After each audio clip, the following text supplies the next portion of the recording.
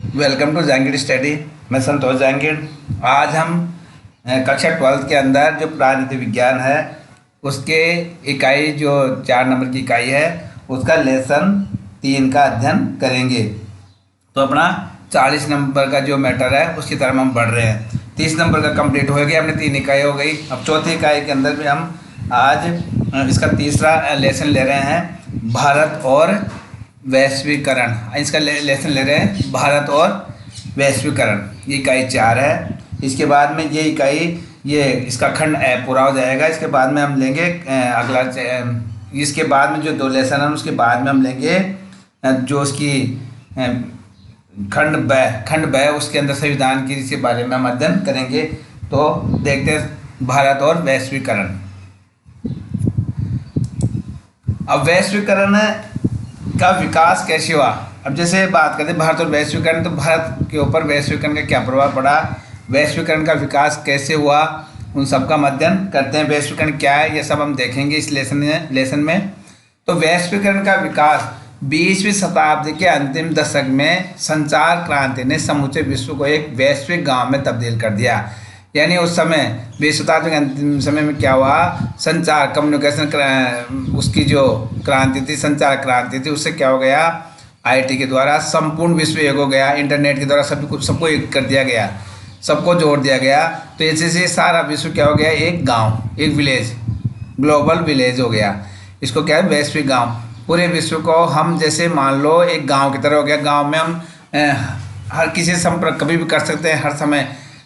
तो पूरे विश्व से संपर्क कर पाना पहले संभव नहीं था। तो वैश्वीकरण के द्वारा ये सब संभव हो गया, यानी संचार क्रांति के द्वारा ये सब संभव हो गया। पूरे विश्व को एक गांव की तरह मान लिया गया। इस युग में वैश्वीकरण का एक नई अवधारणा के रूप में सूत्रपात हुआ।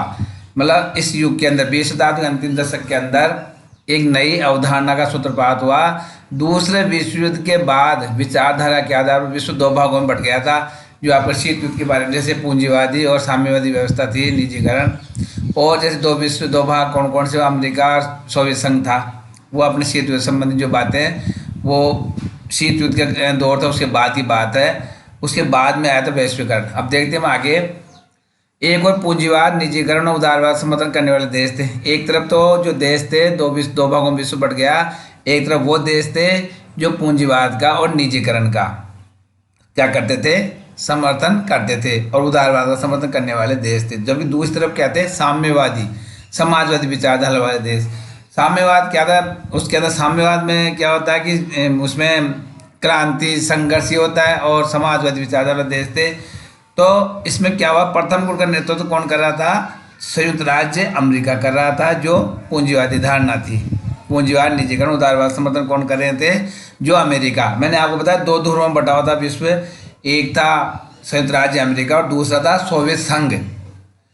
तो दूसरे गुट का नेतृत्व पूरे सोवियत संघ कर रहा था। अब वो सोवियत संघ नष्ट हो गया था, विखंडित, तो सोवियत संघ का विघटन हो गया था बाद में, तब जाके ये अपने वैश्वीकरण का दौर था।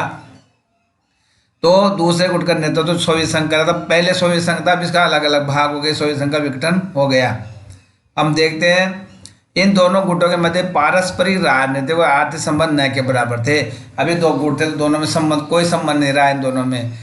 तो जैसे मैंने आपको बताया, इस शीत युद्ध में वही था कि वैचारिक युद्ध था, यानी आपस में इन दोनों ने कोई संपर्क नहीं रखा एक दूसरे से।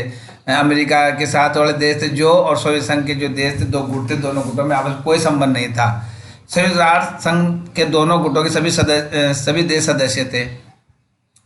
अब संयुक्त राष्ट्र संघ यूएनओ था, वो बना था, उसके अंदर दोनों गुटों के देश शामिल थे। सोवियत संघ, पूर्वी यूरोपीय संघ और उनके समर्थित देश, विश्व बैंक, अंतर्राष्ट्रीय मुद्रा कोष, व्यापार और टैरिफ सामान्य समझौता गैट जैसी अंतर्राष्ट्रीय संस्थाओं के सदस्य नहीं थे। देखिए इसमें सोवियत संघ, पूर्वी यूरोपीय संघ, उनके समर्थित देश, विश्व बैंक। जो सोवियत संघ के साथ जो देश जुड़े हुए थे वो विश्व बैंक के IMF, अंतर्राष्ट्रीय मुद्रा कोष और सामान्य समझौता टैरिफ, व्यापार टैरिफ समझौता गैट, उससे जुड़े हुए नहीं थे, सदस्य नहीं थे। इन साम्य देशों में निरंकुश सत्ता और स्वामित्व वाली अर्थव्यवस्था के प्रचलन में थी। यानी जो ये सोवियत संघ जो के साथ जुड़े देश, मैंने आप बताया यूरोपीय संघ के थे, इनका इनसे कोई संबंध नहीं था। किससे, विश्व बैंक से, अंतर्राष्ट्रीय मुद्रा कोष से और गैटेट से इनका कोई संबंध नहीं था। और ये क्या थे, निरंकुश। साम्यवादी व्यवस्था देशों में निरंकुश सत्ता, ऐसी सत्ता जो अपनी मर्जी चले, मन मर्जी करे, उसमें ही इनका स्वामित्व था। और इस अर्थव्यवस्था में क्या था, इनका प्रचलन में थे। जबकि पूंजीवादी गुट में निजी स्वामित्व और बाजार उन्मुख की अर्थव्यवस्था विद्यमान थी। जो पूंजीवादी गुट किसका था बेटा, अमेरिका का, संयुक्त राज्य अमेरिका का कौन से गुट से जुड़ा हुआ था, पूंजीवाद। उनका गुट कौन सा था, पूंजीवादी। उनकी विचारधारा पूंजीवादी थी। और सोवियत संघ की जो विचारधारा साम्यवादी और समाजवादी थी।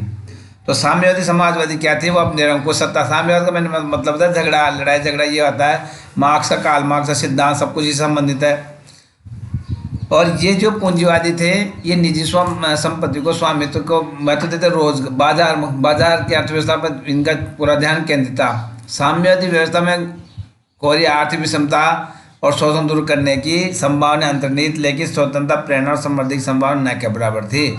उनके अंदर आर्थिक विषमता कम करने की बात, दूर करने की बात तो करते थे, मगर स्वतंत्रता, प्रेरणा, समृद्धि की संभावना थी। यानी स्वतंत्रता, प्रेरणा और समृद्धि की बात नहीं करते थे। नौकरशाही तंत्र पूरी तरह से साम्यवादी व्यवस्था पर हावी था।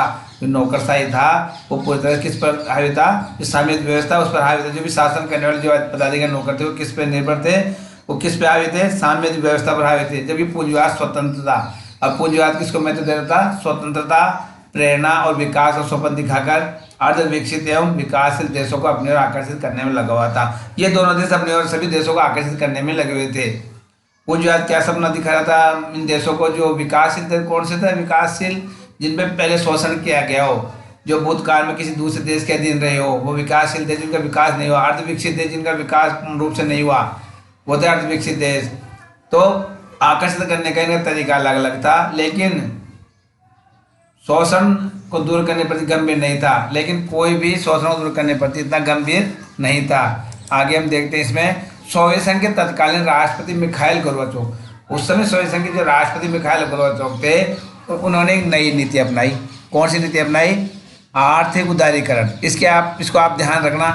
यानी ये जो वैश्वीकरण की बात सबसे पहले इन्होंने मिखाइल गोर्बाचोव ने की थी। आप इस चीज़ को समझो। सबसे पहले जब ये इसका विघटन हुआ तो उसने ये कहा कि आर्थिक उदारीकरण की नीति अपनाएंगे, साम्यवाद को खत्म करेंगे हम।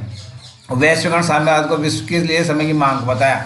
उन्होंने क्या कहा, आर्थिक उदारीकरण की बात की। और वैश्वीकरण को क्या कहा, जो वैश्वीकरण आगे की सबको एक करना, सारे विश्व को एक करना। ग्लोबलाइजेशन को उन्होंने बताया कि विश्व के लिए सबसे अच्छा रहेगा वैश्वीकरण। तो ये बात सबसे पहले मिखाइल गोर्बाचोव ने कही थी, वैश्वीकरण की बात।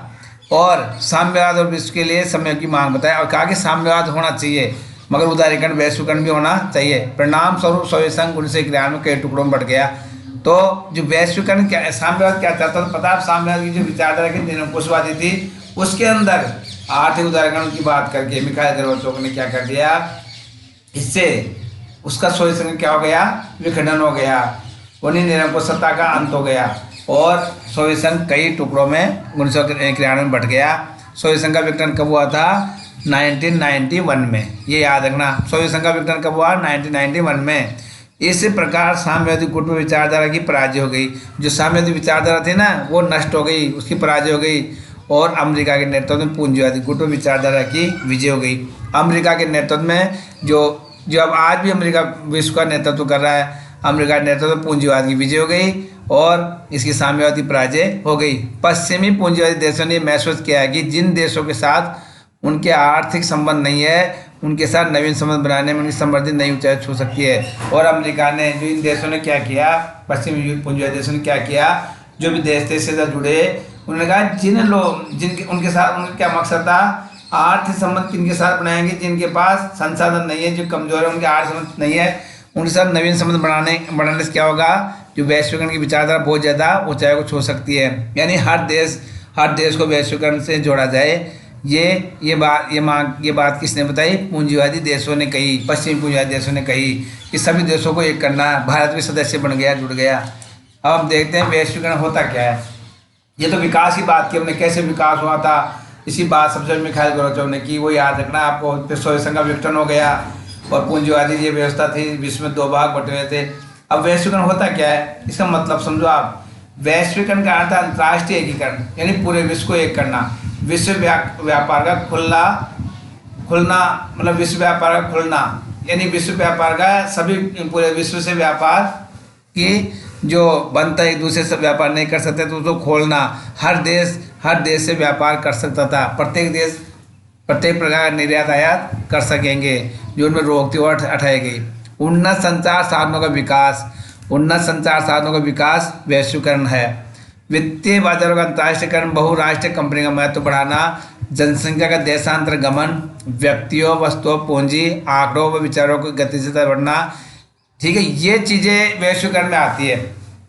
अंतर्राष्ट्रीयकरण, वैश्वीकरण का मतलब होता है अंतर्राष्ट्रीय एकीकरण, विश्व व्यापार। तो ये बातें मैंने बताई, तो इसमें ये चीजें हो जाएगी, ये चीजें तो मतलब ये वैश्वीकरण है।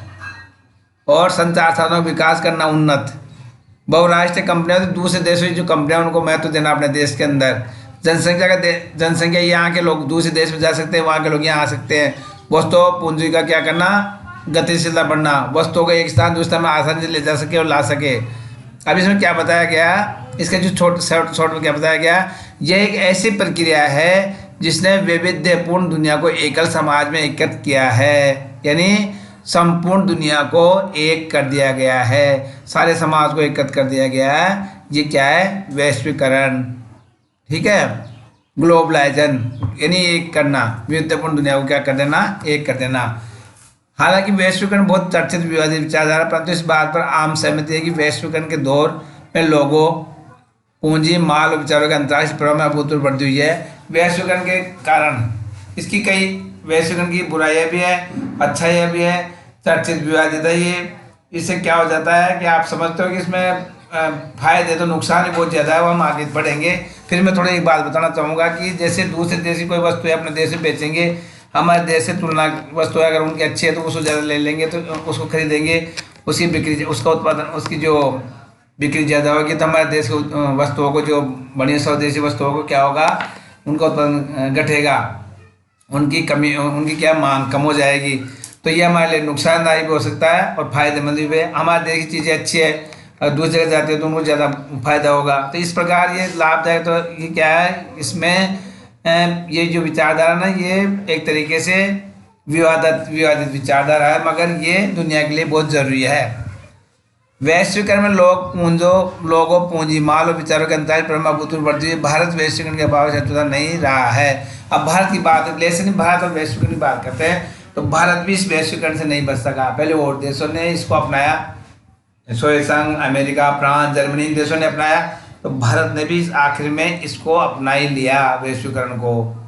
वैश्वीकरण मतलब आपको समझ में आ गया, अंतर्राष्ट्रीय एकीकरण या संपूर्ण दुनिया को एकल समाज में एकत्र किया जाना ही वैश्वीकरण है, अर्थात संपूर्ण विश्व को एकीकृत करना, एक करना, विश्व को एक दूसरे के नज़दीक लाना, वो क्या है, वैश्वीकरण है। तो भारत वैश्विकता नहीं रहा। वैश्वीकरण के बारे में ये कहा जाता है कि इस पर राष्ट्र राज्य का स्वरूप बदल दिया। जो राष्ट्र राज्य स्वरूप कैसा हो गया, चेंज हो गया। राष्ट्र राज्य की संप्रभुता हार्स हुआ है। जो संप्रभुता, उसका अर्थ कैसे हो गया, कोई भी चीज़ आ रहा है, दूसरे देश का व्यक्ति आ रहा है या बेच रहा, जो बाजार व्यवस्था क्या होगी, बिल्कुल वो हो गई। हम विदेशी वस्तुओं को आराम से हम खरीद सकते हैं, तो कोई भी व्यक्ति बेझिझक यहाँ पे अपना व्यापार कर सकता है। विदेशी कंपनियाँ स्थापित करने में कोई दिक्कत नहीं आ रही है उनको, वो सब वैश्वीकरण का संभव हुआ है। इसका सकारात्मक प्रभाव ये पड़ा है कि राजनीतिक शक्ति का अधोगामी संचार हुआ है। इसका एक सकारात्मक प्रभाव पड़ा है, वो है राजनीतिक शक्ति का अधोगामी संचार हुआ है। अधोगामी यानी उसका बहुत क्या हुआ, अधोगामी मीन से होता है उसका उच्च स्तर पर संचार हुआ है, यानी लोगों के पास बहुत ज़्यादा राजनीतिक शक्ति का फैलाव हो गया, बहुत ज़्यादा फैल गई। संचार यानी फैलना, फैलाई गई है। वैश्वीकरण के युग्मित बलों का जन्म इसी बात को पुष्ट करता है। ठीक है, आपको वैश्वीकरण सीधा समझ में आ गई बेटा, यानी अंतर्राष्ट्रीय एकीकरण, पूरे विश्व को एक करना है, क्या है, वैश्वीकरण। संपूर्ण भूमि को एक करना, वैश्वीकरण। संपूर्ण विलेज, संपूर्ण उसको क्या मानना, ग्लोबल विलेज मानना। संपूर्ण ग्राम को एकल गांव मानना, एकल वो क्या कहलाएगा, वैश्वीकरण। ठीक है, आगे देखते हैं हम वैश्वीकरण के क्या कारण है। कैसेस ऑफ ग्लोबलाइजेशन, क्या कारण वैश्वीकरण के, वो देखिए। सबसे पहले वैश्वीकरण के लिए कोई कारक उत्तरदायी नहीं है। वैश्वीकरण एक चीज से नहीं हुआ, वैश्वीकरण कैसे हुआ, कारण मतलब किस वजह से वैश्वीकरण हुआ, वो देखते हैं। वैश्वीकरण के लिए कोई कारक उत्तरदायी नहीं है, फिर भी प्रौद्योगिकी अपने आप में महत्वपूर्ण कारण साबित हुई है। वैश्वीकरण का सबसे महत्वपूर्ण कारण है IT, प्रौद्योगिकी।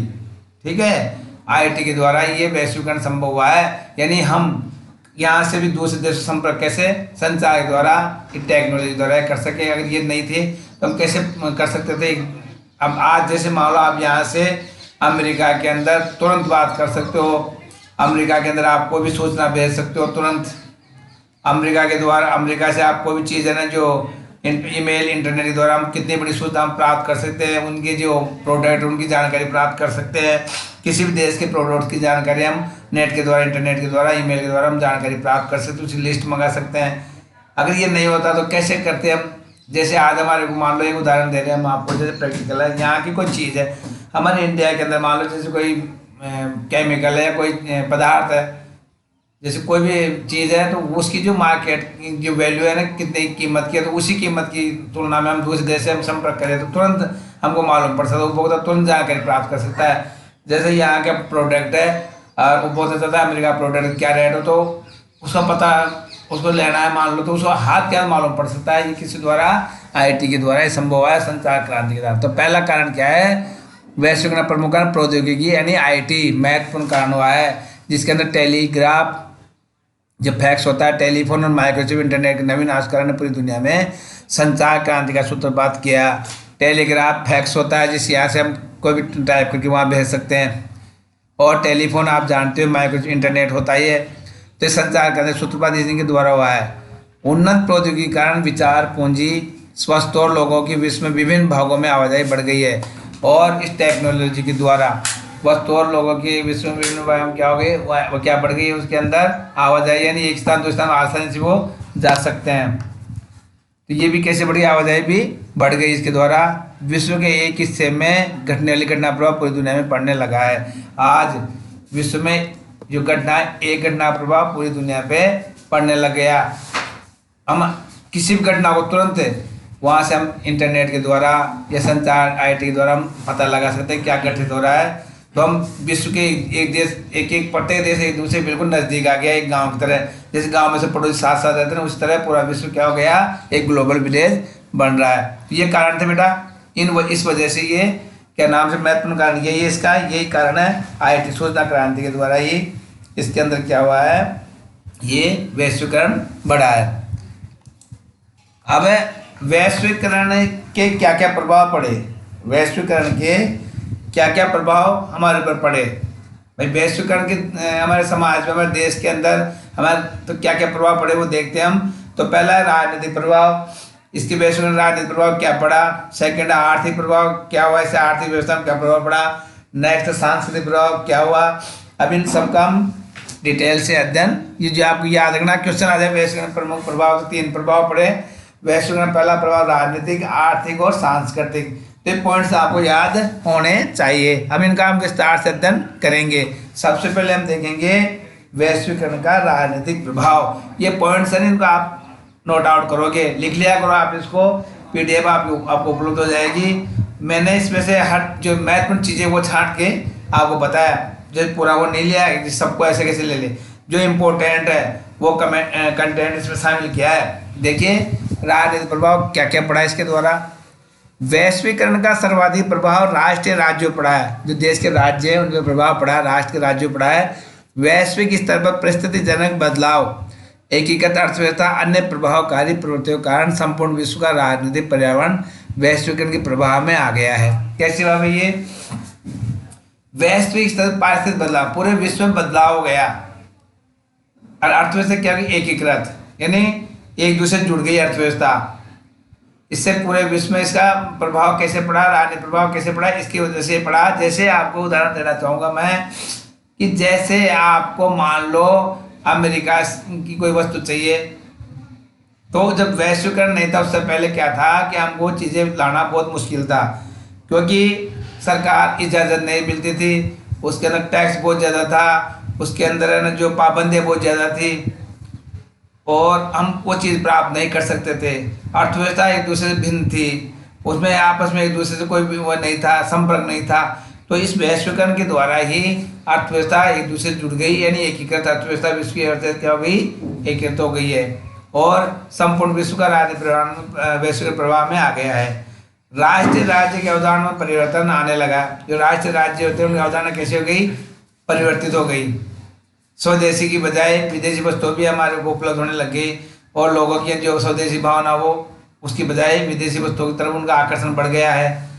विकसित देशों में कल्याणकारी राज्य की धारणा पुराने पड़ने लगी है। जो विकसित देशों में कल्याणकारी राज्य की बात थी, सबको समान मानना, वो जो कल्याण की जो चीजें उनको वितरित करना, ये सब बातें क्या हो गई, उसमें था सबको समान रूप से वितरित करना। तब ये वैश्वीकरण के द्वारा क्या हुआ कि जो वस्तु है तो हर व्यक्ति कोई जरूरी नहीं कि अपने देश की वस्तु खरीदे, वो विदेशी वस्तुओं का भी उपयोग कर सकते थे। उसकी जगह न्यूनतम हस्तक्षेप का राज्य ले लिया, यानी राज्य का हस्तक्षेप बहुत ही कम हो गया क्योंकि निजी स्वामित्व तो बढ़ गया। आप सभी जानते हैं इस चीज के बारे में कि राज्य का हस्तक्षेप कम होना क्या हो गया, वो कल्याण के स्वरूप में उसकी कमी करता है। तो राज्य का जो हस्तक्षेप बहुत ही कम हो गया, न्यूनतम हस्तक्षेप हो गया। व्यक्ति जो सब कार्य कर रहा है, व्यवसाय कर रहा है, कहीं भी जा रहा है, कोई वस्तु ले रहा है, खरीद रहा है, तो वो क्या हो गया, उसका हस्तक्षेप बहुत ही कम हो गया। ठीक है। अब राज्य लोक कल्याण राज्य के साथ आर्थिक और सामाजिक प्राथमिकताओं प्रमुख निर्धारक तत्व बन गया। आर्थिक सामाजिक प्राथमिकताओं महत्व देने लग गया। लोक कल्याण के राज्य किसको महत्व देने लग गया, आर्थिक और सामाजिक प्राथमिकताओं का प्रमुख निर्धारक तत्व बन गया राज्य। पूरी दुनिया में बहुराष्ट्रीय कंपनियां स्थापित हो चुकी है। प्रत्येक देश में बहुराष्ट्रीय अनेक देशों की कंपनियां हर देश के अंदर आपको मिल जाएगी, भारत के अंदर मिल जाएगी और अमेरिका में भी कई कंपनियां मिल जाएगी दूसरे देशों की। तो हर देश में क्या होगी, बहुराष्ट्रीय है, बहुत सारी राष्ट्रीय कंपनियां वहाँ पे स्थापित हो गई और इससे क्या हो गया, उनमें कंपटीशन बढ़ गया, प्रतिस्पर्धा बढ़ गई, सरकार की स्वायत्तता प्रभावित हो गई। इससे सरकार क्या है, स्वायत्त नहीं रही। यदि भी राजनीतिक समुदाय के रूप में राज्य की प्रधानता को भी कोई चुनौती नहीं मिली। अगर ऐसा नहीं है कि बिल्कुल राजनीतिक प्रभाव खत्म हो गया लोगों से, मगर उनका जो मैंने अभी बताया न्यूनतम राज्य का जो कार्य क्षेत्र क्या हो गया, बहुत ही सीमित हो गया। राज्य सर में आज राज्य प्रमुख है, मगर उसमें जो उसे कल्याणकारी स्वरूप था उनका उस तरह से ध्यान हट गया।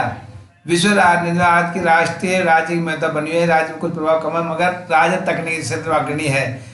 उनके नागरिकों का जीवन स्तर उल्लेखनीय बढ़ा है। अब तकनीकी बढ़ गई। जो राज्य में क्या परिवर्तन हो गया है, जो राज्य में जो टेक्नोलॉजी थी वो कम थी, वो बहुत ज़्यादा बढ़ गई। प्रत्येक नागरिकों को क्या हो गया, उनका जो जीवन स्तर क्या हो गया, पहले से उन्नत हो गया, अच्छा हो गया। पहले जो कोई वस्तु थी, एक वस्तु का कोई विकल्प नहीं था। बेटा विकल्प जानते हो, जैसे एक वस्तु मिल रही है आपको यहाँ की, तो यही ले लो, ठीक है। आज हम उसी प्रकार की वस्तु अनेक देशों में बनती है, वो वहाँ से बनती है, तो उसी प्रकार की वस्तु को हम अलग अलग वस्तु के द्वारा हम उसको कैसे ले सकते हैं। एक इंडिया में वस्तु बन रही है, वैसी वस्तु वहाँ बन रही है, कोई पदार्थ कोई चीज़ बन रही है, कोई प्रोडक्ट बन रहा है, यूरोप में के अंदर बन रहा है, सभी देशों में बन रहा है, तो हम उसको उसमें तुलना करके हम उसमें ले सकते हैं। ठीक है।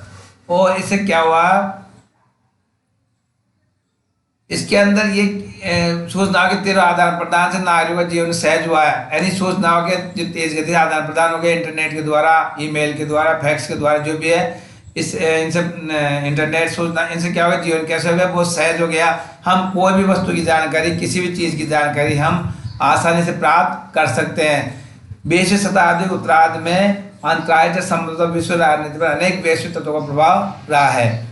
वैसा शीत युद्ध, पहला था शीत युद्ध का प्रभाव पड़ा, उसके ऊपर सबसे ज्यादा एक वैचारिक संघर्ष था। शीत युद्ध मैंने बताया, ये विचारों का युद्ध था। 1950-60 के दशक में जब शीत युद्ध अपने उफान पर था, उस समय एशिया तथा अफ्रीका में उपनिवेशवाद का अंत हो रहा था। अब देखिए बेटा, जब शीत युद्ध का वैचारिक संघर्ष था, यानी विचारों का संघर्ष था, ये कोई वास्तविक युद्ध नहीं था, ये मन का संघर्ष। ये क्या था, इसको अनेक नाम दिया, विचारों का युद्ध, वैचारिक युद्ध, स्नायु युद्ध, ये था। तो उस समय जब ये तीव्र गति में 1950-60 बहुत इसका जो शीत युद्ध बहुत तीव्र स्तर पर था, तो अफ्रीका, एशिया कुछ देश उपनिवेशवाद का, अफ्रीका जो देश है, एशिया अफ्रीका कुछ देश उपनिवेशवाद का शिकार थे।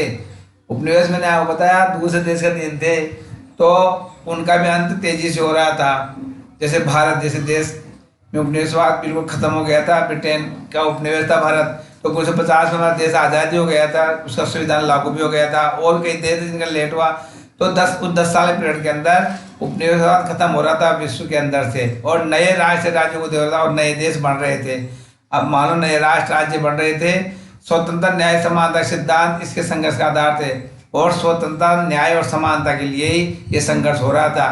क्योंकि दूसरा देश के जो शासक है वो कभी भी जो शासित देशों के साथ समानता का व्यवहार नहीं करते थे, उनके साथ उनको स्वतंत्रता नहीं देते थे, उनके साथ न्याय नहीं करते थे। बेटा समझ में आ रही है आपके? ब्रिटिश शासन के ब्रिटिश लोग थे, हमारे देश के लोगों के साथ समानता का, स्वतंत्रता का और न्याय का व्यवहार नहीं करते थे, और तभी हमने संघर्ष किया उनको। अगर वो सही ढंग से शासन करते तो हम क्या आवश्यकता थी उनको बाहर निकालने की, उनसे संघर्ष करने की।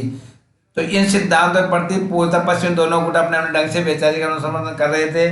दोनों जो गुट थे वो अलग अलग समर्थन कर रहे थे। इन नए स्वतंत्र देशों की जमीन पूर्वतः पश्चिमी गुटों के लिए आर्थिक, राजनीतिक, वैचारिक प्रतियोगिता के लिए अत्यंत उपजाऊ थी। अब दोनों देशों के लिए पूर्वी और पश्चिमी जो गुट थे ना, बड़े शक्तिशाली, अमेरिका और सोवियत संघ थे, ये दोनों क्या चाह रहे थे, जो ये देश थे, नए देश, इनकी जमीन का उपयोग कैसे करें प्रतियोगिता के लिए, यानी अपने उद्योग स्थापित करें, अपना बाजार स्थापित कर ले इन पे, ये चाह रहे थे। तो शीत युद्ध के तनाव के कारण ही Korea, Vietnam, Congo, Angola, Mozambique और सोमालिया में कई बार क्षेत्रीय संघर्ष उत्पन्न हो गए। अब देखिए मैंने आपको एक बढ़िया बात बताई, देखो ध्यान समझो। तो ये देश नए नए स्वतंत्र देश हुए, तो ये दूसरे देश क्या चाह रहे थे, जो पूर्वी पश्चिम देश क्या चाह रहे थे कि हम यहाँ, ये हमारे अधीन हो जाए, हम यहाँ पे अपना बाजार स्थापित कर ले, यहाँ प्रतियोगिता के लिए अच्छा मिल जाएगा, ये नए नए देश बने, या कुछ विकास है तो हम यहाँ पे उद्योग स्थापित कर ले, इनमें हम योगदान दे दें। तो ये इनको इनको अपनी तरफ मिलाने की कोशिश कर रहे थे। शीत युद्ध तनाव कारण जो कोरिया में अभी नाम बताए, देशों में क्या हो गया, क्षेत्रीय संघर्ष होता है, आपस में एक दूसरे से क्या करने लगे, अपने क्षेत्र में संघर्ष होता है, उसे क्या कहेंगे, क्षेत्रीय संघर्ष तो हो गया आपस में। कुछ राजनीतिक वैज्ञानिकों का मानना है कि सोवियत संघ के पतन के बाद विश्व शांति का नया दौर प्रारंभ हुआ, जो वैश्वीकरण से प्रभावित है। सोवियत संघ के पतन के बाद विश्व शांति का नया दौर कैसे हुआ, वैश्वीकरण के द्वारा। अब कैसे हुआ, आपको पूंजीवाद का समर्थन करता है वैश्वीकरण, तो ये सोवियत संघ के अंत होने बाद में साम्यवाद खत्म हो गया, और विश्व शांति के लिए क्या हो गया, ये वैश्वीकरण का प्रभाव पूरे विश्व में फैल गया। ये था राजनीतिक प्रभाव इसका। अब हम देखेंगे इसके वैश्वीकरण के आर्थिक प्रभाव क्या थे, वो देखेंगे हम। जो महत्वपूर्ण बातें हैं वो देखो, ध्यान समझो बेटा। वैश्वीकरण के आर्थिक प्रभाव, वैश्वीकरण का सर्वाधिक प्रभाव विश्व अर्थव्यवस्था पड़ा। जो विश्व की अर्थव्यवस्था है उसके ऊपर बहुत ज्यादा प्रभाव किसका पड़ा, वैश्वीकरण का। पश्चिमी पूंजीवादी देश एशिया और अफ्रीका में अपने उत्पादों के लिए बाजार ढूंढने में प्रयत्न करते हैं। अभी मैंने आपको पहले बात बताया उसमें राजनीति। अब इसमें क्या हुआ देखो, इसके जो ये पश्चिमी पूंजीवादी देश थे, अमेरिका से समर्थित जो देश थे, वो एशिया अफ्रीका में जो नए देश जो उपनिवेशवाद स्वतंत्र हुए थे, उनमें अपना बाजार, वहां पे अपना बाजार स्थापित करने के लिए प्रयत्नरत हो गए। ये प्रत्येक देश ने अपना बाजार विदेशी वस्तुओं की बिक्री के लिए खोल दिया, और प्रत्येक देश ने क्या कर दिया, अपना बाजार विदेशी वस्तुओं के लिए खोल दिया। इन देशों ने क्या किया कि आप हमारे देश में आके व्यापार कर सकते हो, वस्तुओं की बिक्री कर सकते हो। तो क्या हो गया, उन्होंने क्या किया कि आप हमारे देश में बिक्री करोगे तो वो करोगे, वस्तु बिक्री करोगे तो आप हम भी आपके देश में करेंगे। तो ये लालच देके उन्होंने क्या कर दिया, पूरे देश विश्व को एक करने की कोशिश करने लगे। यानी उसमें यह आपकी समझ में आ गई बात कैसे, मैंने क्या बताया आपको।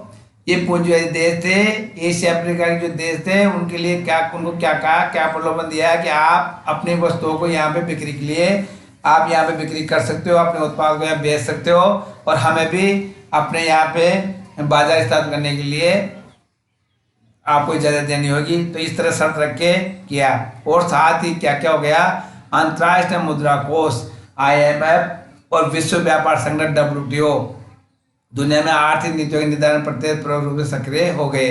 जो विश्व व्यापार संगठन की स्थापना हुई, इन्होंने क्या किया, ये भी क्या हो गए, ये भी क्या थे, ये भी व्यापार, यानी पूरे विश्व व्यापार को ये क्या करते, संगठन व्यापार को उनको निर्धारित करते थे, व्यापार के लिए सुविधा उपलब्ध कराने का कार्य करने लगे। मुद्रा कोष, जैसे किसी देश को पैसे की जरूरत है तो मुद्रा कोष से, अंतर्राष्ट्रीय मुद्रा कोष से वो धन प्राप्त कर सकते थे व्यापार के लिए। और विश्व व्यापार संगठन का लक्ष्य क्या था, विश्व के व्यापार को तीव्र गति से फैलाना, बढ़ाना, और दुनिया में आर्थिक नीतियों के निर्धारण प्रत्यक्ष और प्रभावी रूप से सक्रिय भूमिका निभा रहे थे। आर्थिक नीतियों को निर्धारण करने का कार्य कौन कौन कर रहे थे, अंतर्राष्ट्रीय मुद्रा कोष और विश्व व्यापार संगठन। समझ में आ गई। तो ये संगठन थे बड़े, IMF और WTO, ये क्या कर रहे थे, दुनिया में आर्थिक नीतियों के निर्धारण में प्रत्यक्ष रूप से भूमिका निभा रहे थे। ये संस्थाएं शक्तिशाली पूंजीवादी ताकतों के प्रभाव क्षेत्र में कार्य कर रहे थे। अभी महत्वपूर्ण बात समझो बेटा, इसमें ये WTO था ना, ये किसके अधीन था, पूंजीवादी देश, जो देश थे अमेरिका, इनके अधीन, ये पैसे वालों के अधीन, और उनके द्वारा ये नीतियाँ निर्धारित करते थे। और यद्यपि पिछड़ी अर्थव्यवस्था को भी काफी लाभ हुआ था, ये जो पिछड़ी अर्थव्यवस्था था उनको भी लाभ मिल रहा था, मगर ज़्यादा फायदा किसको हो रहा था इसके द्वारा? पूंजीवाद को। अब एक चीज़ याद रखना, वैश्वीकरण से सबसे ज़्यादा लाभ किसको प्राप्त हो रहा है और किसको होगा? पूंजीवादी देशों को। जो पूंजीवादी अर्थव्यवस्था है वो ज़्यादा लाभ कमाती है। ये पिछड़े को भी होता, मैं इतना नहीं होता। लोगों के जीवन स्तर में काफ़ी सुधार हो गया, यानी WTO और ये संस्था बनी इसके बाद लोगों के जीवन स्तर में क्या हो गया? बहुत ज़्यादा सुधार हुआ। चीन, भारत और ब्राज़ील जैसी प्रगतिशील अर्थव्यवस्थाओं को पिछली अर्थव्यवस्था तुलना में अधिक लाभ हुआ। चीन, भारत, ब्राज़ील ये क्या था? प्रगति की तरफ बढ़ रहे थे, अर्थव्यवस्था विकसित हो रही थी, तो इनको अधिक लाभ हुआ। जो बिल्कुल पिछड़े अर्थव्यवस्था थे ना, उनसे ज़्यादा लाभ इनको होने लग गया, तो भारत मध्य स्तर में आ गए। विश्व के विभिन्न देशों में आर्थिक प्रवाह तेज हो गया। जो आर्थिक धन का प्रवाह क्या हो गया? तेज कैसे हो गया? यहाँ से व्यापार बढ़ गया, यहाँ का माल वहाँ जाने लग गया, आने लग गया, ट्रांजेक्शन बढ़ने लग गया, निर्यात आयात बढ़ गया, देश में विदेशी वस्तुएं अपने यहाँ उपलब्ध हो गई, यहाँ की चीज़ें वहाँ, तो पैसे का जो उनका क्या हो गया? बहुत ज़्यादा बढ़ गया। आर्थिक प्रभाव क्या हो गया? तेज। अरे पहले अपने देश से संबंधित व्यापार था, अब विश्व व्यापार बढ़ने से क्या हो गया? बहुत ज़्यादा हो जाएगा। पूर्व में विभिन्न देश आया तो प्रतिबंध लगाते थे, अब भाई देखो मुख्य बात क्या है, कोई भी देश दूसरे देश में जाएगा तो प्रतिबंध बहुत ज़्यादा थे, मगर वैश्वीकरण के द्वारा ये प्रतिबंध क्या हो गए? बहुत ही कम हो गए। अब प्रतिबंध नहीं इतने, पहले बहुत कठोर प्रतिबंध होते थे, आप विदेश में अपनी वस्तुएं नहीं बेच सकते थे, बहुत कठिनाइयों का सामना करना पड़ता था, बहुत मुश्किल से ज़्यादा मिलते थे। मगर वैश्वीकरण से क्या हो गया है? बिल्कुल ही नियम, बिल्कुल स्थिर नियम हो गए, बिल्कुल आसान तरीके से हम आसानी से हम वहाँ पे जा सकते हैं और अपनी वस्तुओं को वहाँ पे उपलब्ध करवा देंगे, निर्यात कर सकते हैं, और वहाँ की वस्तुओं को आयात करने में हमें कोई दिक्कत नहीं आएगी। अब धनी देश के निवेशकर्ता में निवेश अन्य देशों में कर सकते हैं। जो धनी देश है उनके जो इन्वेस्टमेंट करता होते हैं वो क्या करेंगे? निवेश अन्य देशों में कर सकेंगे। बहुत सारे पैसे मान लो किसी के पास, तो क्या करेंगे? वो दूसरे देश में जाके अपना उद्योग या निवेश कर सकते हैं। पहले ये संभव नहीं था, जब वैश्वीकरण नहीं था तो ये संभव नहीं था। भारत, ब्राज़ील जैसे विकासशील देश विदेशी निवेश के प्रति विशेष आकर्षण है, यानी भारत, ब्राज़ील जैसे जो देश थे उन पे ज़्यादा आकर्षण किसका हो रहा था? अमेरिका क्या चाहते थे? भाई यहाँ पे हम अपने अर्थव्यवस्था को यहाँ स्थापित करें, अपना व्यापार यहाँ से शुरू करें, यहाँ पे निवेश करें, क्योंकि यहाँ पे उनको बहुत ज़्यादा बाजार उपलब्ध था, यहाँ पे उनकी जो निवेश करेंगे उससे उसको लाभ प्रॉफिट होने वाला था। वैसे अलग अलग देशों पर अलग अलग प्रभाव पड़ा। कुछ देशों की अर्थव्यवस्था तेज गति से प्रगति कर रही थी, कुछ देशों की अर्थव्यवस्था क्या थी? बहुत तेज गति से प्रगति कर रही थी, कुछ बिल्कुल पिछड़े हुए थे। अब भाई कई देश ऐसे थे बेटा जो बहुत ज़्यादा पिछड़े हुए थे, जैसे हम माने पाकिस्तान की बात करो, एक पाकिस्तान जैसे देश है, अफगानिस्तान जैसे देश थे, पहले की बात कर रहा हूँ मैं, बांग्लादेश जैसे देश है, वो जो ये क्या है कि पिछड़े देश है, ये क्या थे? पिछड़े देश थे, पाकिस्तान के देश पिछड़े थे, तो इनका विकास इतना तीव्र गति से नहीं हो रहा था। भारत जैसे देशों का विकास बहुत तीव्र गति से, विकासशील देश थे, इनका निवेश, इनका क्या था? विकास बहुत तेजी से हो रहा था। वैश्वीकरण के दौर में सामाजिक न्याय की स्थापना भी संकट में, सामाजिक न्याय की स्थापना भी संकट में, सरकार का संरक्षण छिन जाने के कारण समाज के कमजोर तबकों को लाभ के बजाय नुकसान होना पड़ा। अब मुख्य बात आ गई इसमें, सरकार का संरक्षण कम है, यानी वो SSM न्यूनतम हस्तक्षेप की बात करता है वैश्वीकरण, यानी सरकार किसी मामले में, व्यापार में, उद्योगों में कोई हस्तक्षेप नहीं करेगी। कोई व्यापार कर रहा है, जैसे कर रहा है, सरकार कोई मतलब नहीं है उनको। क्या निजी उत्पादक साधन, निजी स्वार्थों में तो देते हैं, पूंजीवाद का समर्थन करने वाले, जैसे कमजोर जो लोग हैं उनको लाभ नहीं मिलता है।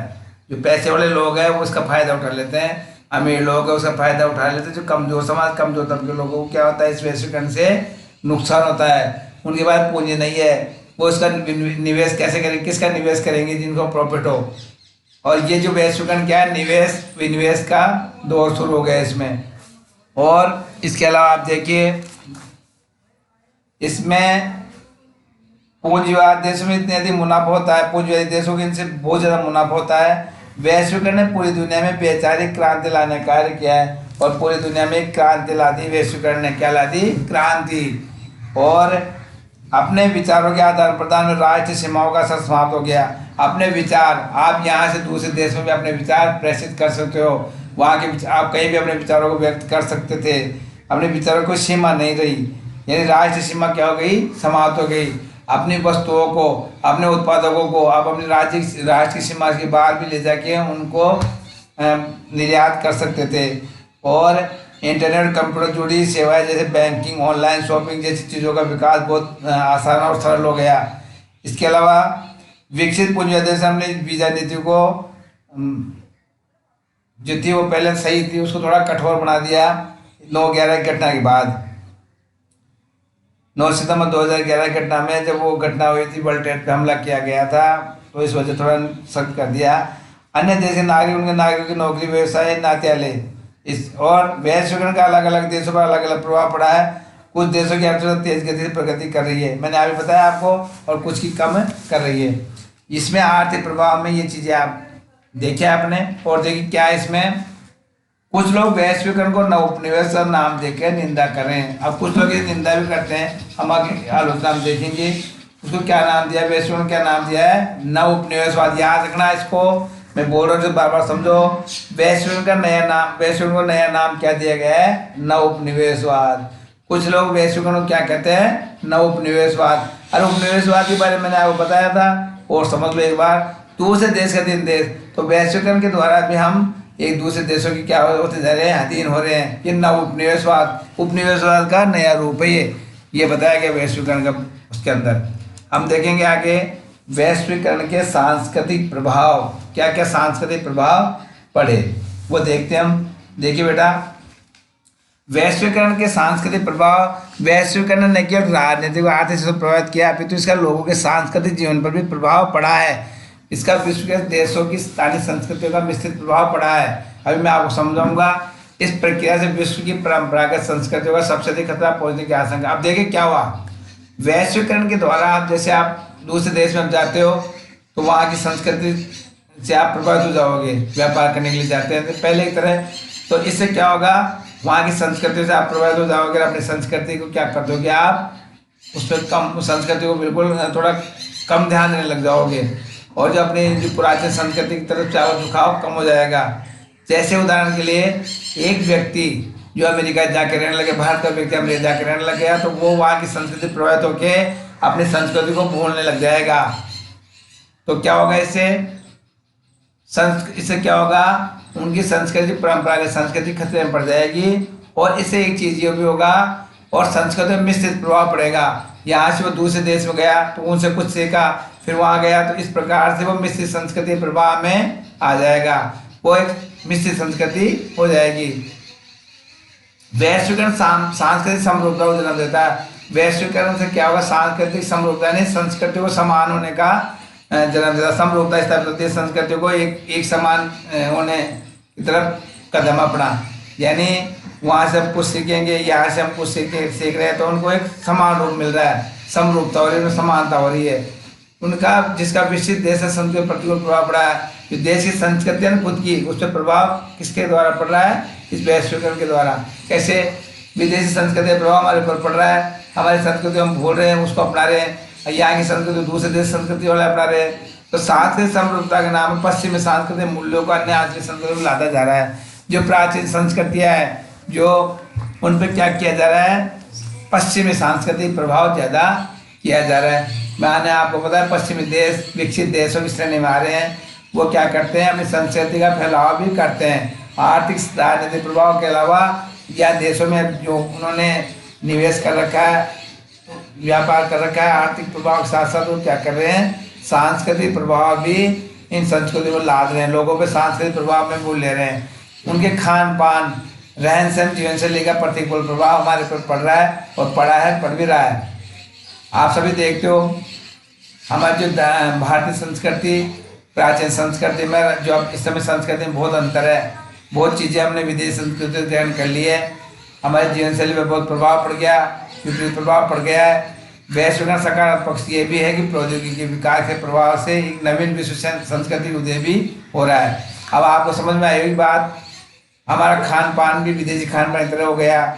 हम जो हमारी जो परंपराएं थे, हमारे नीति नियम थे, हम उसको छोड़ के विदेशी परंपरा अपना रहे हैं, पश्चिमी संस्कृति को अपना रहे हैं।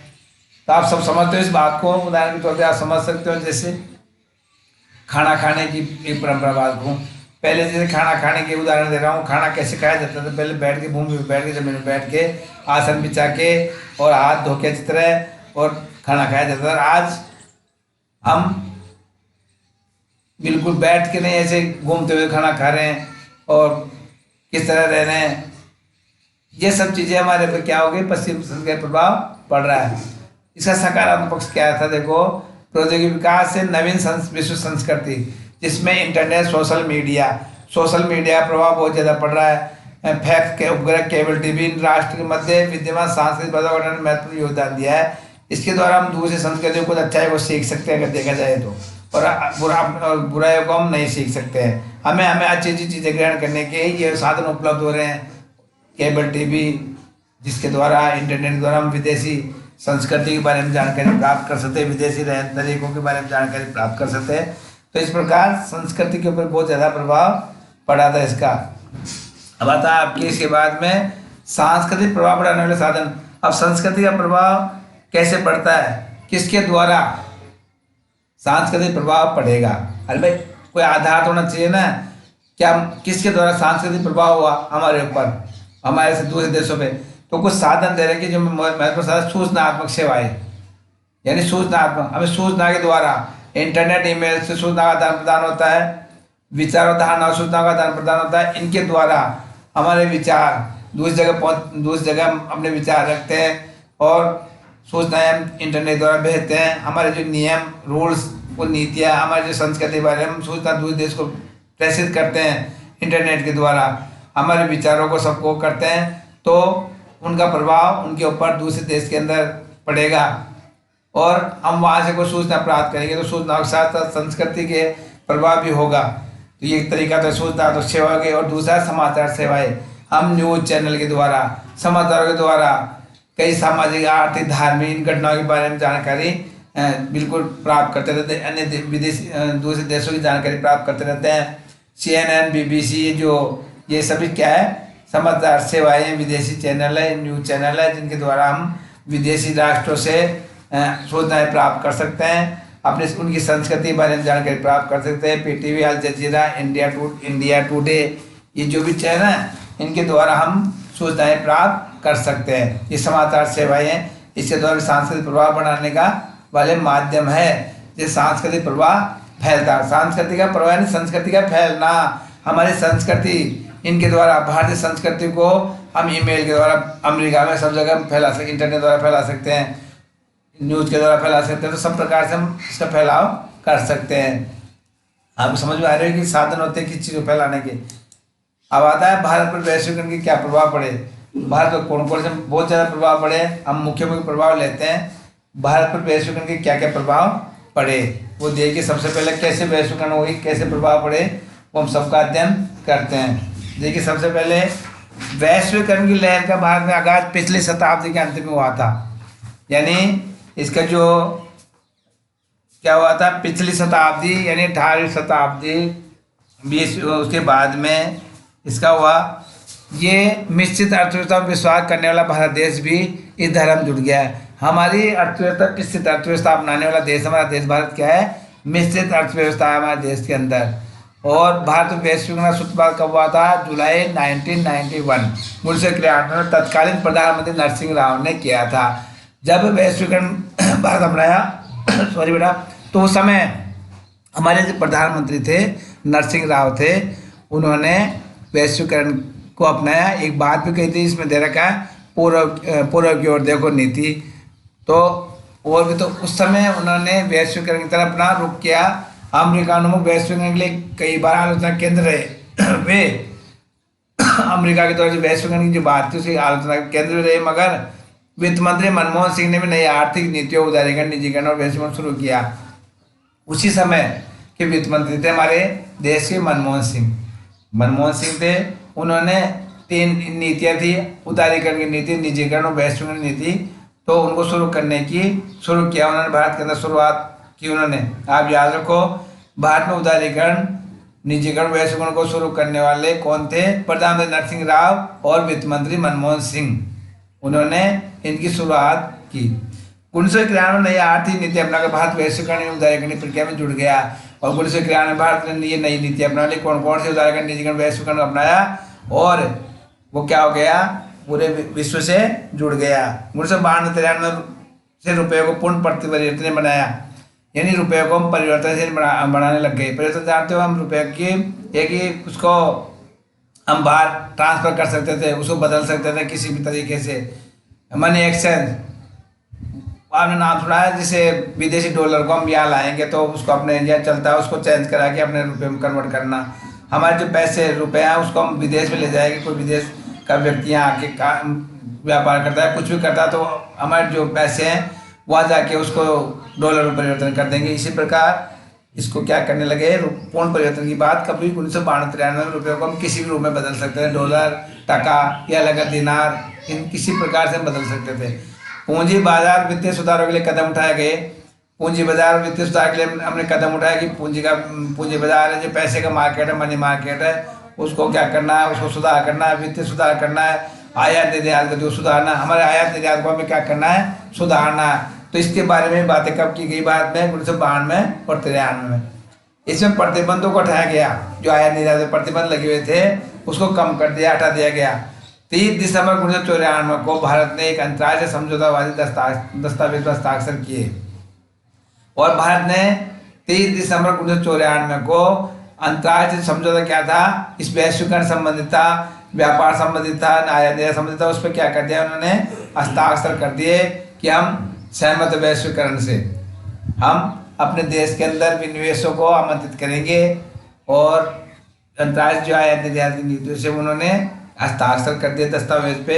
1 जनवरी 1995 को विश्व व्यापार संगठन की स्थापना हुई। ये याद रखने की बात है, WTO की स्थापना कब हुई थी, 1 जनवरी 1995 को विश्व व्यापार संगठन की स्थापना हुई। ये व्यापार आयात निर्यात को प्रोत्साहित करने वाली संस्था है। भारत इस पर हस्ताक्षर करके सदस्य बन गया, और भारत ने इस पर हस्ताक्षर कर दिया, विश्व व्यापार संगठन पे हस्ताक्षर करके क्या बन गया, भारत इसका सदस्य बन गया है। समझौते पर हस्ताक्षर करने के बाद भारत ने अनेक नियमों औपचारिकताओं को समाप्त करना शुरू कर दिया, जो वर्षों से आर्थिक विकास में बाधाएं रही। हमारे देश में जो नियम थे, कुछ औपचारिकता थी, जैसे कोई विदेशी व्यापार, विदेशी विनिवेश करने के लिए कुछ प्रतिबंध था, उसको हटा दिया भारत ने। आज हमारे देश के अंदर बहुत सारी विदेशी बहुराष्ट्रीय कंपनियां हमारे यहाँ पे स्थापित है, क्योंकि इसी वजह से उन्होंने क्या कर दिया, इन औपचारिकताओं और नियमों को क्या समाप्त कर दिया, जो वर्षों से आर्थिक विकास में बाधक थी। प्रशासनिक व्यवस्था में नए सुधार किए गए, जो प्रशासनिक व्यवस्था थी उसमें बहुत सारा सुधार किया गया, भारत ने किया। सरकारी तंत्र जटिलता को हल्का किया गया। अब जैसे बहुत समस्या थी निवेश करने के लिए, विनिवेशकों को, उद्योग स्थापित करने वालों को, तो उसको भारत ने क्या कर दिया, सरकारी जो जटिलता उसको क्या कर दिया, बिल्कुल ही कम कर दिया। दूसरा क्या हुआ, वैश्वीकरण की प्रवृत्ति वैधता का संकट पैदा करती है। वैश्वीकरण से क्या होता है, वैधता, किस चीज़ की वैधता होती है, औचित्यता, वो क्या हो जाती है, उससे संकट पैदा कर देती है कि वैध या अवैध है। एक तरफ राष्ट्र राज्य अपने आर्थिक संप्रभुता को कम कर देता है, और इससे क्या होता है, राष्ट्र राज्य अपनी किसको कम करता है, आर्थिक संप्रभुता कम हो जाती है, किंतु आंतरिक संप्रभुता का पैदा करने से प्रेरित रखता है। वो आर्थिक कर सकता है, मगर आंतरिक संप्रभुता को आंतरिक संप्रभुता को कभी कोई नहीं छोड़ेगा। या विनिवेश स्थापित कर सकते हो, उद्योग लगा सकते हो, मगर ये नहीं कि हमारे उद्योगों को बंद कर दिया जाए, हमारे जो अर्थव्यवस्था को समाप्त कर दिया जाए, विदेशी अर्थव्यवस्था का अधीन हो जाए, ऐसा हम नहीं कर सकते। हमारी संप्रभुता को हम किसी भी हालत में नहीं छोड़ सकते हैं। घरेलू संप्रभुता को बढ़ाने के लिए राष्ट्र आयोग को स्थानीय लोकतांत्रिक घरेलू संप्रभुता बढ़ाने के लिए क्या किया गया, राष्ट्र राज्य को स्थानीय लोकतांत्रिक संरचनाओं की रचना करनी पड़ती है। स्थानीय लोकतांत्रिक संरचना कौन कौन सी आती है आपको मैंने बताया, और देख लो, पंचायत राज जो चीज़ें आती स्थानीय होती है, वो वहाँ भी क्या करना पड़ेगा, हमें संवैधानिक संस्था का दर्जा देना पड़ेगा। ठीक है, राज्य व्यवस्था तभी आगे टिक के रह सकती है। भारतीय संघवाद की तीसरी पर पंचायत राज की संवैधानिक मान्यता इसी चिंता पर का एक प्रतिबिंब है। हमारे पंचायत राज जो हमने शुरुआत स्थापना करी जो हुई, ये जो उसमें क्या है, इसी का एक प्रतिबिंब क्या है, अपनी आंतरिक संप्रभुता को बनाए रखने के लिए हमें छोटे से भी क्षेत्र को क्या करना पड़ेगा, उसको संप्रभुता प्रदान करनी पड़ेगी, अधिकार प्रदान करने पड़ेगी, तब जाके हम इस प्रवृत्ति की नवीन तभी जाके हम इसको क्या कर सकते हैं, इस वैश्वीकरण के जो प्रभाव है हमारे ऊपर उसको हम कम कर सकते हैं, आर्थिक संप्रभुता को हम खत्म होने से रोक सकते हैं। देखिए क्या है, भारतीय संघवाद की तीसरी पंचायत में क्या बताया, इसमें इस प्रवृत्ति को नवीन स्थानीयता, new localism, think globally, act locally की संज्ञा दी जाती है। भारतीय संघवाद नवीन स्थानीयता क्या है, ये स्थानीय शासन एक नया शासन, एक नवीन शासन का नवीन रूप है ये। भारतीय संघवाद के सामने वैश्वीकरण की तीसरी चुनौती क्या है? नागरिक समाज संगठनों की तीव्र वृद्धि। नागरिक समाज संगठनों की क्या तीव्र गति से वृद्धि हो रही है। इनमें कुछ संगठन लोकतांत्रिक शासन की समानता और क्षैतिज संरचना कर देते हैं, तो लोकतंत्र की संरचना बुरा प्रभाव डालते हैं। यानी वो अपने अपने उसमें क्या होता है, लोकतांत्रिक समानांतर क्षैतिज संरचना उत्पन्न करना। इसका मतलब समझते हो आप? संगठन की तीव्र वृद्धि यानी अनेक प्रकार के संगठन स्थापित किए जा रहे हैं, जिससे क्या होगा, लोकतंत्र के लिए खतरा उत्पन्न हो जाएगा। उनके नियम नीतियां अलग होगी, जिससे उनको सब उससे क्या होगा, हमारे लोकतंत्र को खतरा उत्पन्न हो सकता है। अब देखते हैं इसके आगे, वैश्वीकरण का लोक संस्कृति में क्या प्रभाव पड़ा। वैश्वीकरण का हमारी लोक संस्कृति में क्या प्रभाव पड़ा वो देखते हैं हम। वैश्वीकरण के कारण किसी भी देश का गीत संगीत विश्व कोने में सुना जा सकता है। लोक संस्कृति में क्या क्या चीजें आती है, लोकगीत, लोक संगीत, कला, संस्कृति सब कुछ आ गए। तो देखो आज इसमें जो बताया गया, क्या बताया इसमें, देश का गीत संगीत। हमारे देश में जो संगीत है, गीत है, जो भी नृत्य है, उसको हम कहीं भी जाके सुन सकते हैं। कैसे संभव हुआ? वैश्वीकरण के द्वारा। अब रोक टोक हट गई और सूचना क्रांति के द्वारा, IT के द्वारा आज हम इंटरनेट के द्वारा विदेश का संगीत यहाँ सुन सकते हैं कुछ ही क्षणों में, और यहाँ का संगीत हमारे देश का हम दूसरे देश में भेज सकते हैं, वहाँ के नागरिकों को उपलब्ध करा सकते हैं।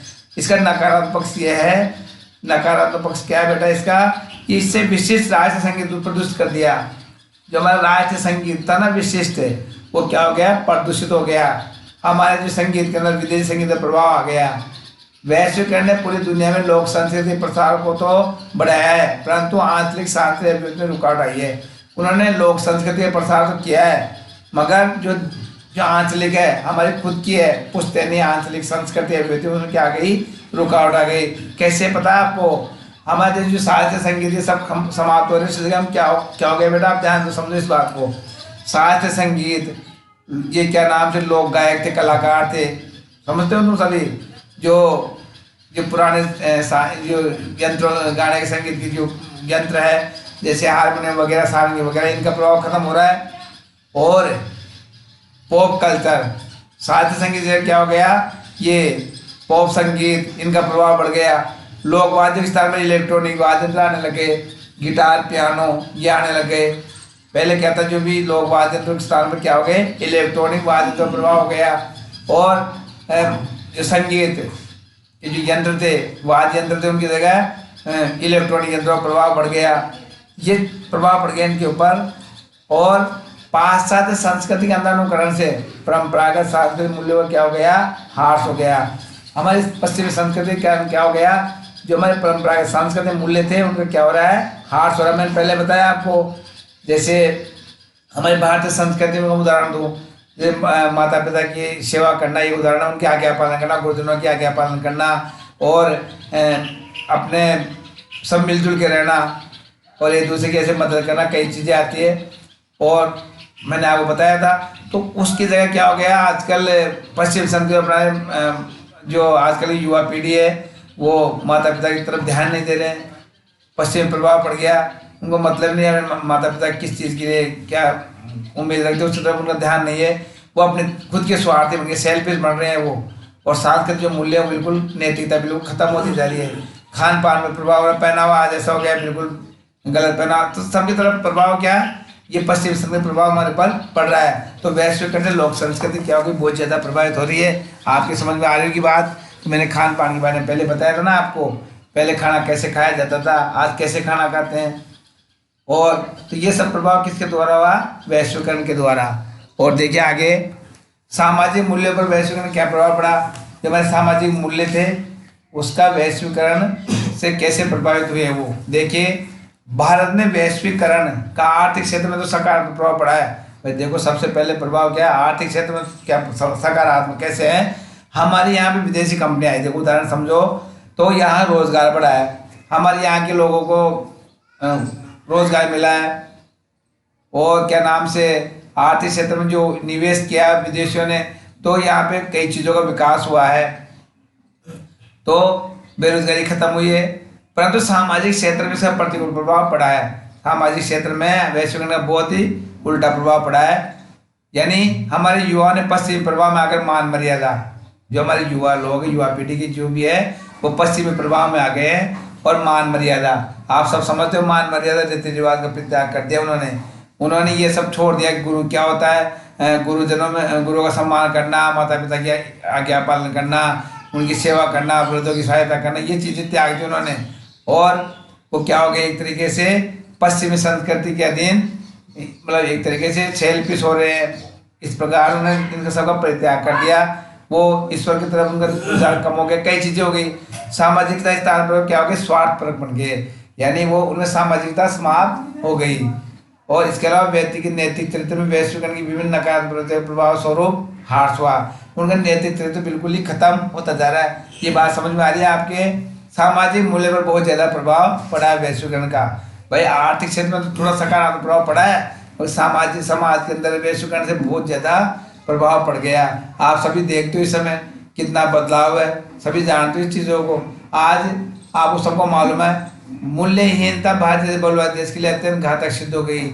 हमारे यहाँ से मूल्य विहीनता, मूल्य खत्म हो रहे हैं, जो नैतिक मूल्य हैं बिल्कुल खत्म हो रहे हैं। और हमारा देश बहुलवादी देश है, बहुत सारे धर्मों के लोग, सभी बहुत सारे लोग रहते हैं। इसके लिए बहुत घातक है मूल्य विहीनता, हम एक दूसरे की मदद नहीं कर सकेंगे। तो इस प्रकार से क्या हो गया, सामाजिक मूल्यों पर वैश्वीकरण बहुत ज़्यादा प्रभाव, नकारात्मक प्रभाव पड़ा है। अब वैश्वीकरण के क्या क्या परिणाम निकले, मुख्य बात है क्या क्या परिणाम निकले वैश्वीकरण के। देखिए सबसे पहले आज पूरा विश्व एक ही नेटवर्क के दायरे में हो गया, पूरे विश्व को एक कर दिया गया है, ग्लोबलाइजेशन कर दिया गया, ग्लोबल विलेज बना दिया गया। एक देश की महत्वपूर्ण घटना तुरंत प्रभाव नहीं देना पड़ता है। जैसे उदाहरण समझो, किसी विदेश के अंदर कोई ऐसी घटना घट गई जिसका दूसरे देशों लोगों पर प्रभाव पड़ेगा घटना का। वस्तुएं, पूंजी, लोग, संचार, ज्ञान, हथियार, अपराध, पैसा, विचार, विश्वास तेज गति से एक देश से दूसरे देश पहुंच रहे हैं।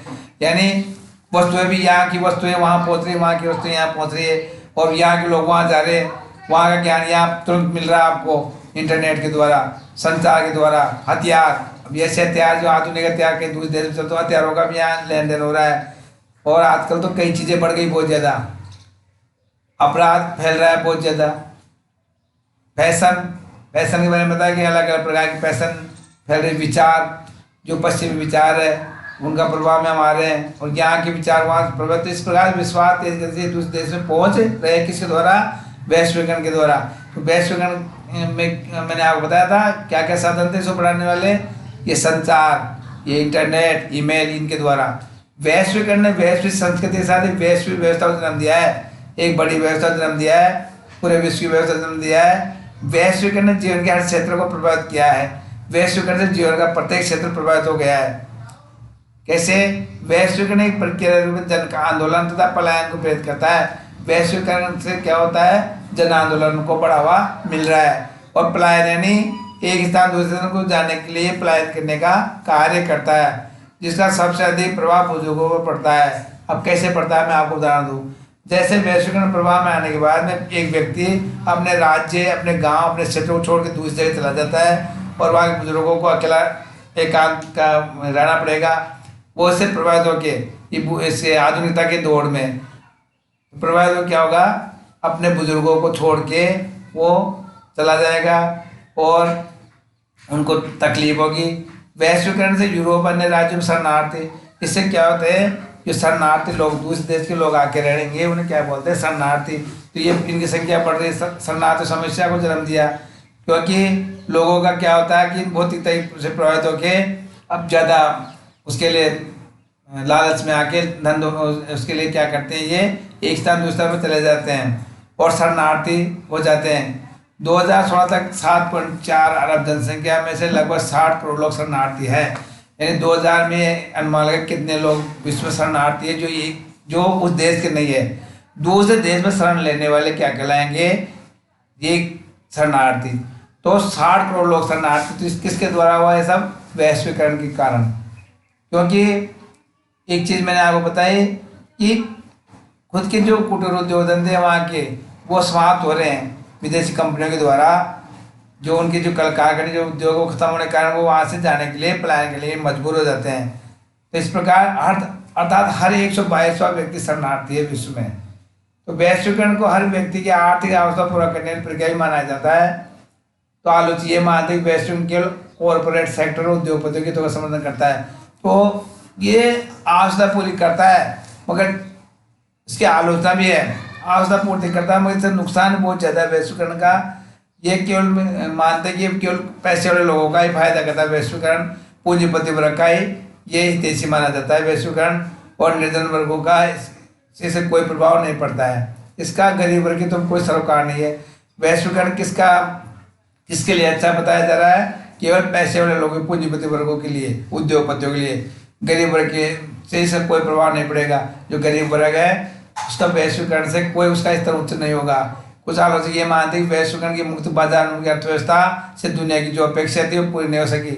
यानी बाजार मुक्त अर्थव्यवस्था जानते हो कि कोई टैक्स नहीं, किसी प्रकार टैक्स नहीं हो, मुक्त बाजार, प्रत्येक देश की वस्तुएं आपको मिल जाएगी, आप वहाँ जाके बेच सकते हो, यहाँ ले सकते हो। मुक्त बाजार होता है कोई टैक्स नहीं लगना, किसी प्रकार से कोई रोक टोक नहीं हो।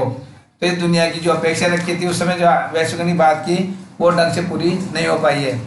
अब देखते हैं हम इसकी आलोचना, देखेंगे कुछ महत्वपूर्ण आलोचनाएं देखते हैं हम। वैश्वीकरण से राष्ट्र की आर्थिक स्वायत्ता प्रभावित होने की आशंका रहती है। अपने देश की राष्ट्रीय आर्थिक स्वायत्ता, अपने देश की आर्थिक स्वायत्ता क्या हो जाएगी? प्रभावित निश्चित रूप से होगी। अर्ध विकसित और विकास देशों की विकसित देश के पिछड़ों बनने की संभावना हो जाएगी। जो अर्ध विकसित देश है, विकासशील देश है, क्या हो जाएंगे? जो विकसित देश है उनके क्या बन जाएंगे? ये पिछलंगू, उनके पीछे पीछे चलने वाले। और जो बिल्कुल निर्धन देश है उनका तो ध्यान मतलब ही नहीं है, तो पिछलंगू बनने की संभावना हो जाएगी। वो उनकी तरफ पूर्ण रूप से झुकाव हो जाएगा। आर्थिक स्वायत्ता बिल्कुल समाप्त हो जाएगी देश की। वैश्वीकरण एक राष्ट्र की स्वायत्ता, संप्रभुता, प्रभावित कर सकता है। वैश्वीकरण के द्वारा एक राष्ट्र की स्वायत्ता, संप्रभुता, आत्मनिर्भरता क्या हो जाएगी? प्रभावित हो जाएगी। कैसे हो जाएगी पता है आपको? विदेशी कंपनियां, विदेशी निवेश, उसके द्वारा हम तो आएगा, जो उनका रोक टोक नहीं होगी तो क्या होगा? हमारे देश की संप्रभुता क्या हो जाएगी? इस तरीके से समाप्त कैसे होगी? अरे कोई भी विदेशी किसी चीज लाने पहले जो पाबंदी और बाद में कोई कैसे भी आगे हमें निवेश करेगा, उस क्षेत्र अपना अधिकार कर लेगा। और आत्मनिर्भरता कैसे प्रभावित होगी? हमारे जो उद्योग धंधे हैं वो प्रभावित हो जाएंगे।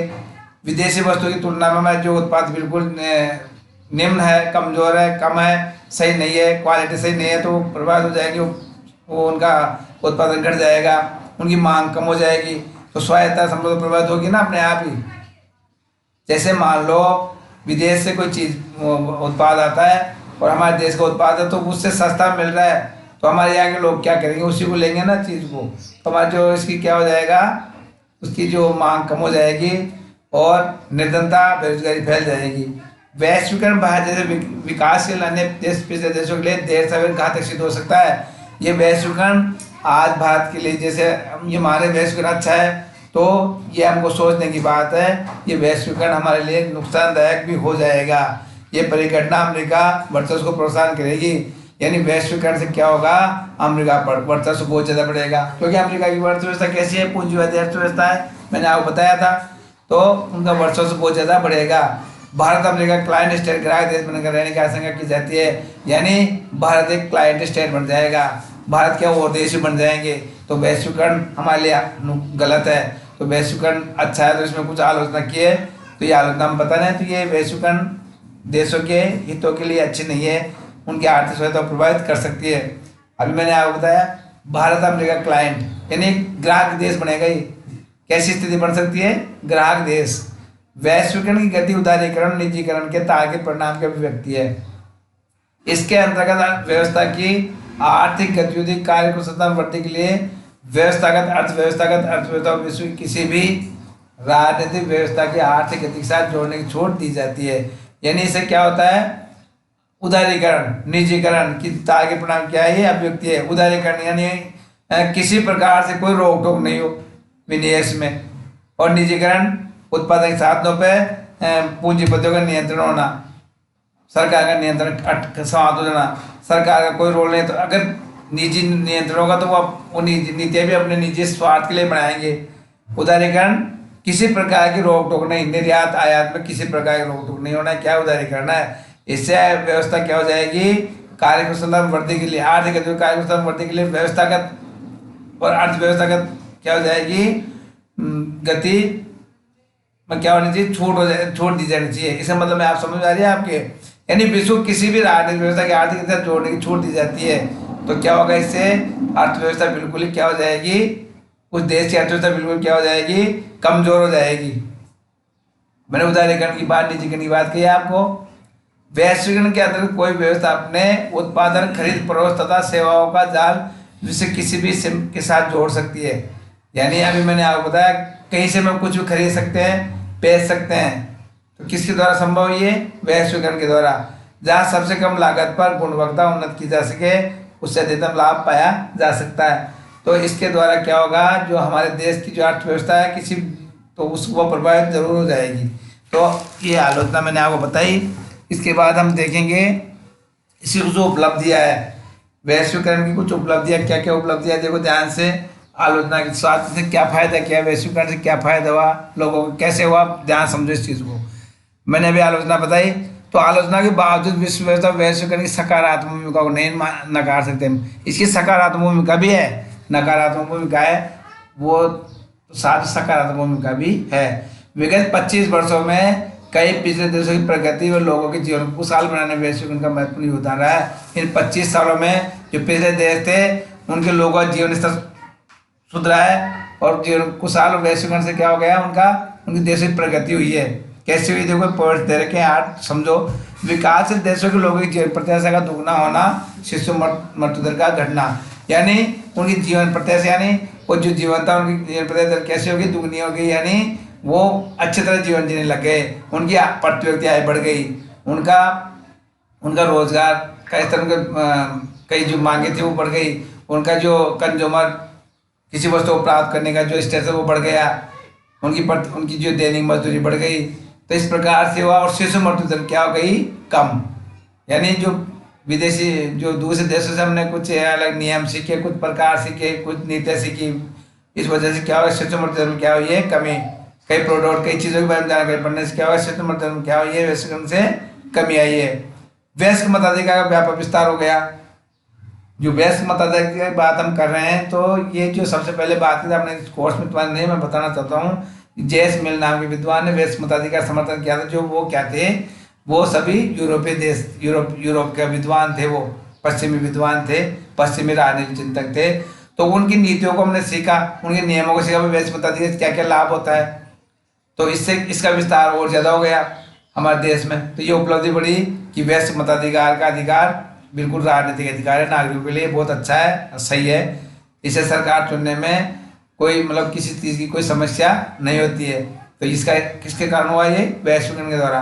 लोगों के भोजन में पौष्टिकता को बढ़ाना, हमने हमारे जो लोगों के जीवन में भोजन पौष्टिकता कैसे बढ़ गई, इसके द्वारा आय बढ़ने से लोगों का जीवन स्तर सुधरा है और पौष्टिक तत्वों की क्या हो गई, इसमें मांग मतलब उपलब्धता क्या हो गई, बहुत ज़्यादा बढ़ गई। किसके द्वारा, वैश्वीकरण के द्वारा। बाल श्रम का घटना, हम जैसे देखते हैं जो बाल श्रम की बात करते हैं, इसलिए कानून बना हुआ है बाल श्रम का। 6 से 14 साल के बच्चों को क्या नाम से स्कूल, उनको कभी भी हम किसी भी कार्य के लिए, किसी भी कठोर कार्य के लिए नहीं लगा सकते, बाल श्रम का निषेध है। और 6 से 14 साल बच्चों के लिए हमने अनिवार्य शिक्षा का प्रावधान कर दिया। तो ये नियम हमने जो विदेशों के अंदर जो हमने जो वहाँ के लोगों से, वहाँ की संस्कृति हमने कुछ सीखा, उसका प्रभाव हमारे ऊपर पड़ा है। हमारा जीवन स्तर क्या सुधरा है धीरे धीरे।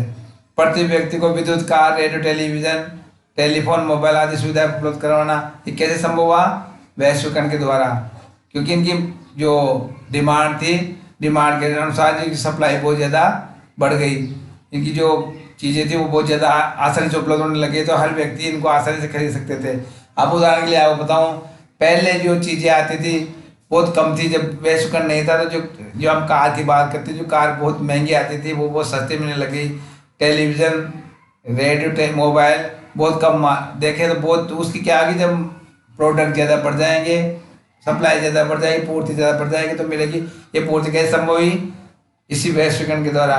हमारे देश में कोई उत्पादन नहीं, कोई चीज़ उत्पादित नहीं हो रही है, तो यहाँ पे दूसरे देश की चीज़ें हमारे को उपलब्ध हो जाएगी, तो हम उसका यूज कर सकते हैं। स्वच्छ जल उपलब्ध कराना, ये भी वैश्वीकरण से संभव हुआ है। हमें स्वच्छ जल उपलब्ध हो रहा है, तो आपको मालूम है किसके द्वारा स्वच्छ जल उपलब्ध होता है, आपको पता है। जैसे उदाहरण के तौर पे आप समझते हो, जो ये RO वगैरह जो आते लगाते हैं ना अपने, ये सब क्या विदेशी है सब। हमारे देश के अंदर ये इनका आविष्कार नहीं हुआ। पहले पहले विदेशों में इनका आविष्कार हुआ था। कैसे? ये फ्लोराइड, ये तत्व इसमें आते हैं ना अपने जल के अंदर, फ्लोराइड की मात्रा, ये उसको समाप्त करने के लिए, स्वच्छ जल प्राप्त करने के लिए जो RO ये आते हैं, फिल्टर प्लांट, ये सब चीज़ें विदेशी है।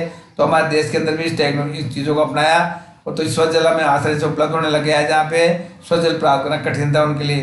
प्रत्येक सेवा क्षेत्र में बहुत सुधार हुआ, सेवा क्षेत्र में आ गया, जैसे शिक्षा, इंजीनियरिंग, सब में अलग अलग चीज़ों का आविष्कार हुआ, टेक्नोलॉजी का आविष्कार हुआ। रोबोट्स के बारे में आपने सुना, रोबोट्स होते हैं जो विदेशी आविष्कार, भारत के लोगों ने भी रोबोट्स का प्रयोग करना शुरू कर दिया। तो ये कैसे संभव हुआ?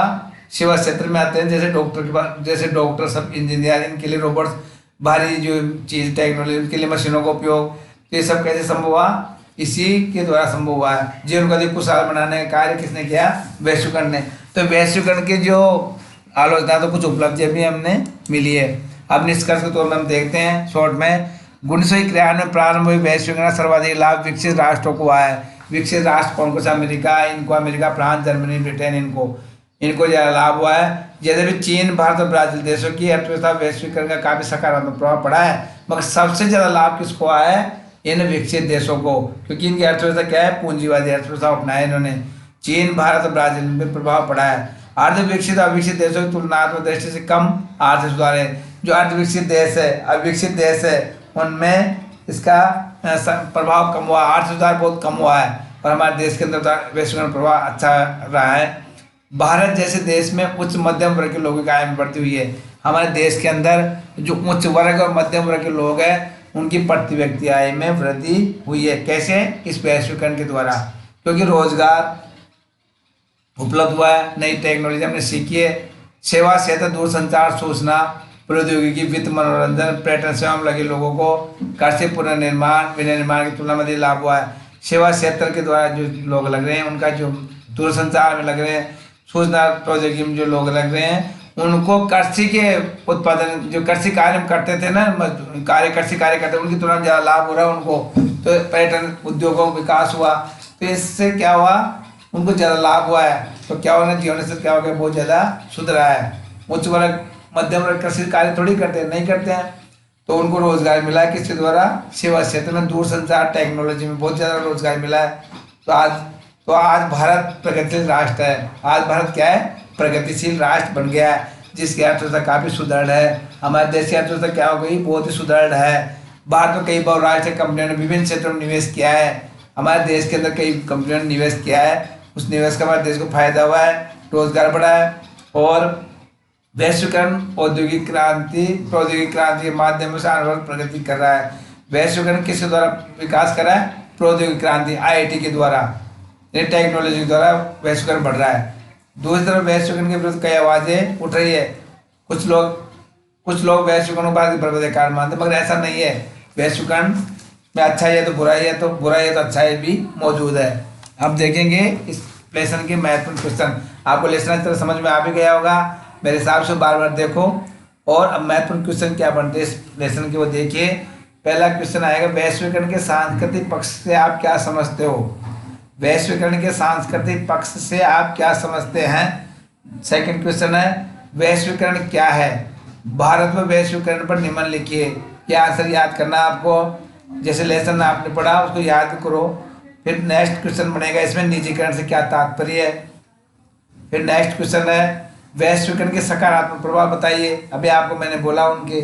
और नेक्स्ट है, सांस्कृतिक प्रभाव किनके द्वारा बढ़ाया जाता है। अब ये जो क्वेश्चन है, ये लेसन को बार बार देखो आप, और इसकी PDF भी आपको उपलब्ध हो जाएगी।